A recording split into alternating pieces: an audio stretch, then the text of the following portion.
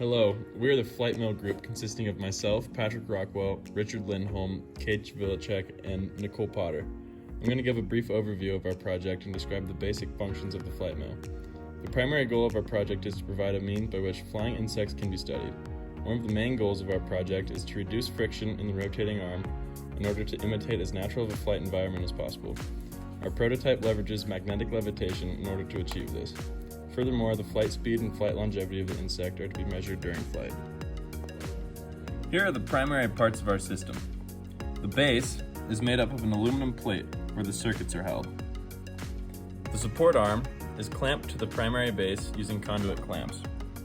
All of these are enclosed by the base cover, which includes a potentiometer for easy control of levitation height. The electromagnet is supported by a conduit hanger.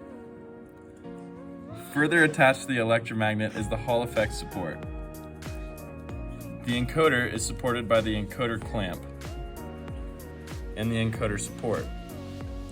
The rotating elements include the primary axle, the pivot, and the arm, as well as the encoder wheel. Okay, my name is Rick Lindholm, and I'm going to cover the levitation circuit design, some of the code, and also the potentiometer integration. So our levitation circuit is very simple and only requires a few components. The first of which would be an Arduino Nano style microcontroller. We also have a 12-volt power supply, which is supplied over here. We have a Hall effect sensor, and we also have a TIP 31C transistor. There's also a diode integrated in our circuit and a few resistors. So we have a 1,000 kilo ohm resistor and a 22,000 kilo ohm resistor. Excuse me, a 22 kilo ohm resistor. The 12-volt power supply is plugged into a standard outlet and provides steady 12-volt voltage DC to the Arduino microcontroller and also to the electromagnet. The Hall effect sensor is sensing the distance of the permanent magnet, which is attached to the primary axle, and the microcontroller then modulates the electromagnet at approximately 3.9 kilohertz using pulse width modulation. This controls the effective voltage and current to the electromagnet. The transistor allows for high-speed switching, and that is controlled by the microcontroller. We've also integrated a potentiometer into our circuit, and what this does is modulate the set point distance of the permanent magnet from the Hall effect sensor. So we can both adjust it up or adjust it down to balance and smooth out the flight mail operation. The first part of the data collection process is the Arduino code that collects data from our opto-interrupter sensor.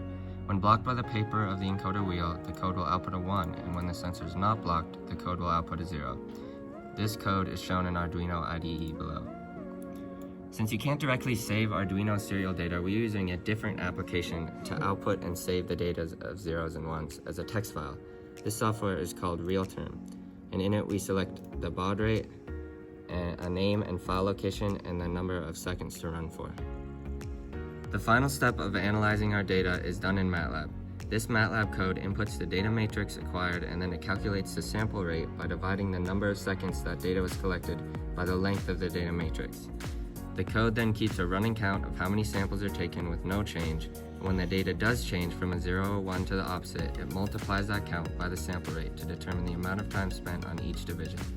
Divide the radian value of each division by the time, and you have the radians per second. This is done for every change and constantly updated in matrix, which is then graphed with the total time of data collection. We have faced some challenges throughout the last few weeks. In this video, you see one of the paper encoder wheels that we designed in SolidWorks and then cut out using a Cricut. The issue we ran into was that the spacing between the spokes was not equidistant with the gaps, so it provided inconsistent readings. In order to fix this issue, we went back into SolidWorks and ensured that the distance between the open space and the paper were equal. Another challenge has been modifying the angle that the main arm is allowed to rotate. During a brief test, we saw that the bumblebee was able to fly at a high enough angle to hit our aluminum support arm, which caused the maglev to fail and the bee and carbon fiber arm to fall. We combated this issue by 3D printing multiple new primary axles that only allow for approximately 10 degrees of freedom in the Z-axis so that the insect can no longer hit the support arm.